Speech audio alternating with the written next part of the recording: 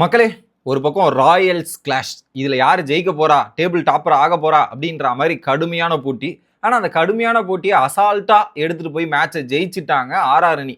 கம்ப்ளீட்டா டாமினேட் பண்ணி ஆர்சிபியாவது யாராவது அப்படின்ற மாதிரி மொத்தமா முடிச்சு விட்டாங்க.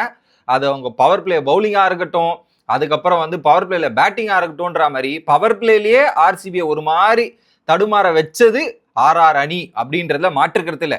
என்னதான் அவங்க விக்கெட் லூஸ் பண்ணியிருந்தாலும் டஃப் ஃபைட் பண்ணி 202 அப்படின்ற மாதிரி ஸ்கோர் போர்டில் போட்டிருந்தாலும் வைபவ் சூரியவன்சின்னு ஒரு பையன் இருக்கான்பா, அவன்கிட்ட நீங்க பால் போடுறதுக்கு முன்னாடி நாங்க சேசல் ரூட்டை எடுத்துட்டு வரோம் போட வைப்போம்ல அப்படின்னா, வா போடு நான் அடிக்கிறேன் 6 போருன்ட்டா மாதிரி பொழக்கிறாப்புல.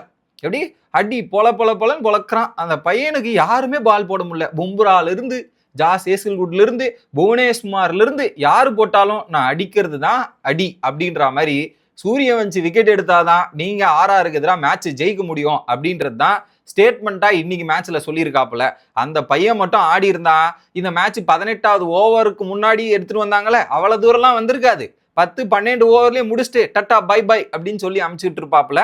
ஸோ நீங்க யார் ஆப்போனண்டா போனாலும் சூரியவன்சி விக்கெட் எடுத்தாதான் நீங்க மேட்ச் ஜெயிக்க முடியும், இல்லைன்னா ரொம்ப கஷ்டம் அப்படின்றத அந்த பையன் ஒவ்வொரு மேட்ச்லயும் அடிச்சு கலக்கிட்டு இருக்காப்புல.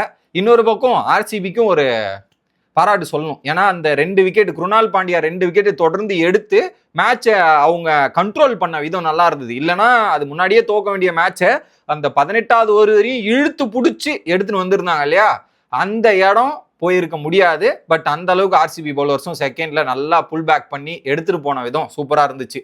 குறிப்பா ஆர்சிபி எல்லாரும் கொஞ்சம் யோசிச்சிருப்பாங்க, ஏண்டா சால்ட்டு அந்த கேட்சை பிடிச்சிருந்தீங்கன்னா நம்ம ஒரு வேளை மேட்சை ஜெயிச்சிருக்கலாமோ அப்படின்ற மாதிரி பல ஆர்சிபி ஃபேன்ஸுக்கும் தோணும். என்ன பண்றது, வேற வழியிலேயே அது எல்லா மேட்ச்லயும் ஒரே மாதிரி உங்களுக்கு நடந்துருமா? அன்னைக்கு என்னடானா கிளாஸ் அண்ட் கேட்சி, அது கேட்சி 6 அந்த இதுல உங்களுக்கு பாசிட்டிவா போச்சு. எல்லா நாளும் அப்படியே நடந்துருமா?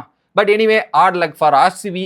But congratulation table topper Rajasthan royals அப்படின்றதான் சொல்லணும். ரியான் பராகோட கேப்டன்சியும் சரி பயங்கரமா இருக்குதுப்பா. என்ன அவருடைய பர்ஃபார்மன்ஸ் தான் கொஞ்சம் வீக்கா இருக்குது. பட் இதுல ஆர்ஆரை பத்தி சொல்றேன். ஆர்ஆரோட டாப் 3 பேட்டர்ஸ் இருக்காங்க இல்லையா, சூரியவன்சியா இருக்கட்டும், ஜெய்ஸ்வாலா இருக்கட்டும், இல்ல துருவ் ஜுரேலா இருக்கும், அவங்க 3 பேருக்குள்ளதான் மாத்தி போட்டி நடக்குது. நீ ஆரஞ்சு கேப் வாங்குறியா, நான் ஆரஞ்சு கேப் வாங்குறேன்னா அப்படின்ற மாதிரி அவங்களுக்குள்ளேயே சண்டையை போட்டுக்கிட்டே ஒரு கேமை விளையாடிட்டு இருக்காங்க. எல்லாரும் மத்தவங்க கூட போட்டா போட்டி போனோம்னா இவங்க மட்டும் அவங்களுக்குள்ளே ஒரு போட்டா போட்டி போட்டுட்டு இருக்காங்க. ஸோ ஆர்ஆர் அணி இப்பவே ஆல்மோஸ்ட் பாதி கடலை தாண்டினா மாதிரி 4க்கு 4 ஜெயிச்சு வேற மாதிரி ஒரு சம்பவங்கள்லாம் பண்ணிட்டு இருக்காங்க. போக பல சம்பவங்கள் ஆர்ஆர் பண்ணுவாங்க நான் நம்புறேன். உங்களோட கருத்துக்களை கமெண்ட் செக்ஷன்ல சொல்லுங்க மக்களே. Bye guys.